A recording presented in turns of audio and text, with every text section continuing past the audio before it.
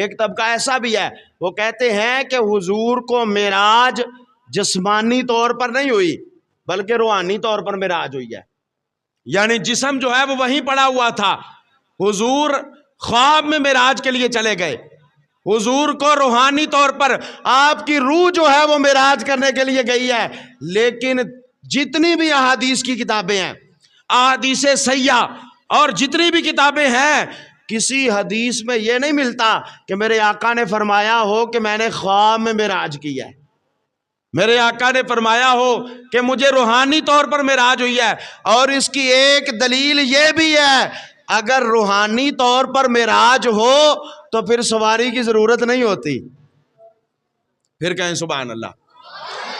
اگر روحانی طور پر معراج ہو تو پھر سواری کی کیا ضرورت ہے؟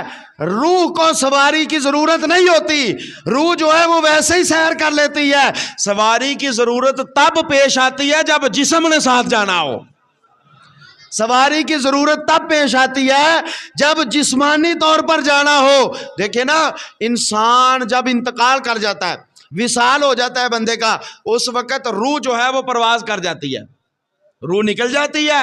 اس وقت کبھی کسی نے دیکھا ہے کہ کسی کے دروازے کے اوپر سواری کھڑی ہو کہ یہ سواری جو ہے روح کو لینے کے لیے آئی ہے؟ نہیں نہیں، روح جو ہے وہ بغیر سواری کے چلی جاتی ہے، اور جب بندہ پیچھے جو رہ جاتا ہے، جسم جو رہ جاتا ہے، اس کو پھر تیار کر کے سوار کر کے کندھوں کے اوپر پھر لے جایا جاتا ہے۔ پتہ چلا روح کے لیے سواری کی ضرورت نہیں ہوتی، جسم کے لیے سواری کی ضرورت ہوتی ہے۔ اسی لیے جبریل براق لے کر آئے تاکہ آنے والوں کو پتہ چل جائے صرف روح کی سیر نہیں ہوئی بلکہ رب کا محبوب جسم کے ساتھ سیر کرنے کے لیے گیا ہے، اللہ کا یار پورے جسم کے ساتھ سیر کرنے کے لیے گیا ہے۔ یہ دلیل ہے براق، یہ سواری جو ہے یہ دلیل ہے۔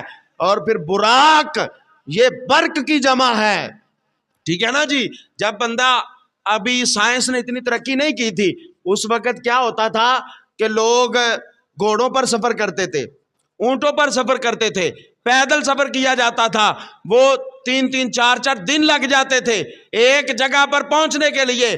پھر انسان نے، سائنس نے ایسی ترقی کر لی کہ انہوں نے سواری جو ہے ایجاد کی، کوئی موٹر سائیکل ہے، کوئی جناب والا کار ہے، کوئی بس ہے، کوئی ٹرین ہے، کوئی ہوائی جہاز ہے، جہاں پر گھنٹوں کا سفر منٹوں میں ہو رہا ہے، دنوں کا سفر گھنٹوں میں، گھنٹوں کا سفر منٹوں میں ہو رہا ہے۔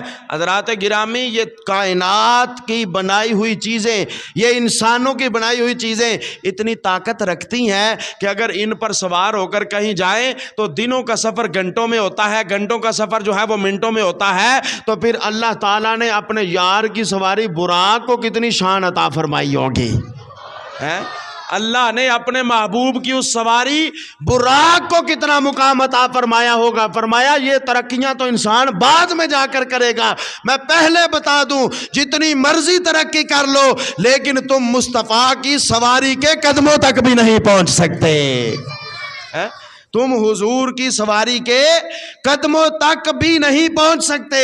یہ وہ سفر معراج ہے۔ فرمایا سبحان الذی، پاک ہے وہ ذات، اسرا، جس نے سیر کروایا۔